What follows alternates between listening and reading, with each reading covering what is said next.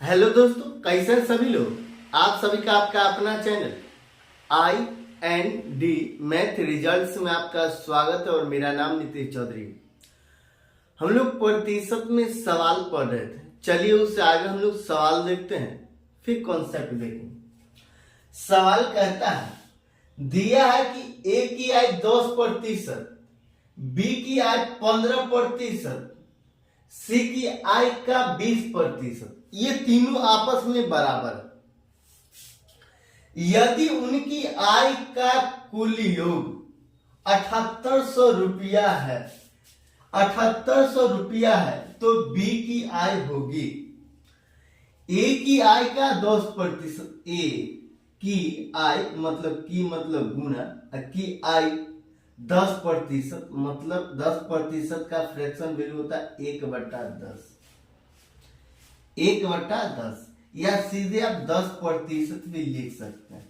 तो ये 10%, ये बराबर है B की आय की 15%, ये बराबर है B की मतलब गुना आय की 15%, और ये बराबर है C की आय की 20%, C की आय की 20% के। अब ये प्रतिशत यहां तीनों में तो ये आपस में कट जाएगा। अब ये 5 से काटेंगे तो 2 बार में, 5 से काटेंगे तो 3 बार में, और 5 से काटेंगे तो 4 बार में। तो 2A बराबर 3B अब बराबर 4C, और यहां पर से A, B और C का अनुपात हम लोग निकालें। कैसे निकालें? जैसे में A का मान, ये तीन चीज दे दिया है, 2A, 3B और 4C। यहां पर से A, B और C का मान कैसे निकालें? जैसे हमको A का मान निकालना, तो A के मान को ढक दीजिए, आप ऐसे ढक दिए और A लिख दीजिए। A का मान ऐसे ढक दिए और B और C वाला को गुना कर देंगे। तो 3 को 12 में गुना, 3 को 4 से गुना करेंगे तो कितना हो जाएगा? 12। तो ये 12। अब हमको B का मान निकालना, B का मान निकालना है तो B वाला को ढक दीजिए। ये B वाला को ढक दीजिएगा। इस 4 को 2 बार करेंगे तो कितना हो जाएगा? 8। तो ये 8। अब C का मान निकालना, जब C का मान निकालना है तो C वाला को ढक दीजिए और 2 को 3 बार पढ़िए, कितना हो जाएगा? 6। तो ये 6। तो A अनुपात B अनुपात C, ये 12 अनुपात 8 अनुपात 6। यहां फिर 2 से कटेगा, तो 2 से कटेगा तो कितना हो जाएगा? ये 2 से कटेगा तो A, B और C, A अनुपात B अनुपात C कितना हो जाएगा? 2 से कटेगा तो ये 6, ये 4 और 3, 6 अनुपात 4 अनुपात 3। अब ये किसी से नहीं कटेगा। और कहता आगे सवाल में, यदि उनकी आयों का कुल योग 7800 रुपया है, मतलब ये 6 और 4 10 और 3 13, इनकी आयु A, B और C की आयु का कुल योग 7800 रुपया, मतलब 6 4 10 और 3 13, ये 13 यूनिट का मान है 7800 रुपया। ये 7800, तो 1 यूनिट का मान कितना हो जाएगा? 600। तो आगे सवाल में कहता, तो B की आय होगी B 8 यूनिट। ये B का मान कितना? 8। तो 8 यूनिट का मान कितना हो जाएगा? तो 8 यूनिट का मान हो जाएगा 4800। यही आंसर।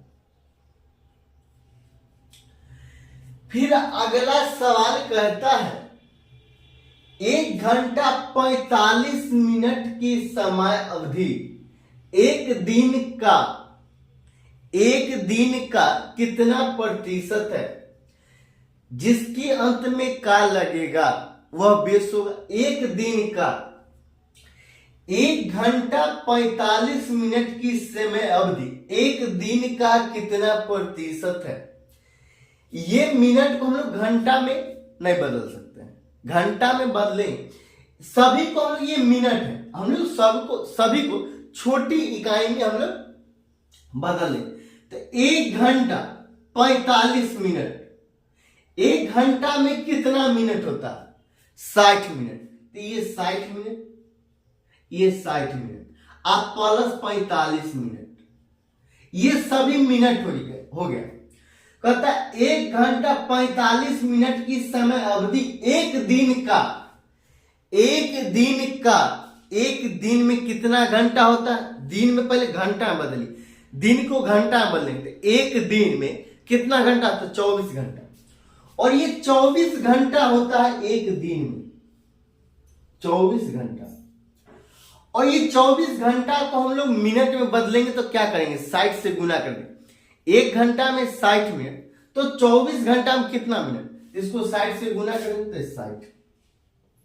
ये 0 0, 6 चौक 24 के 4, हासिल कितना? 2।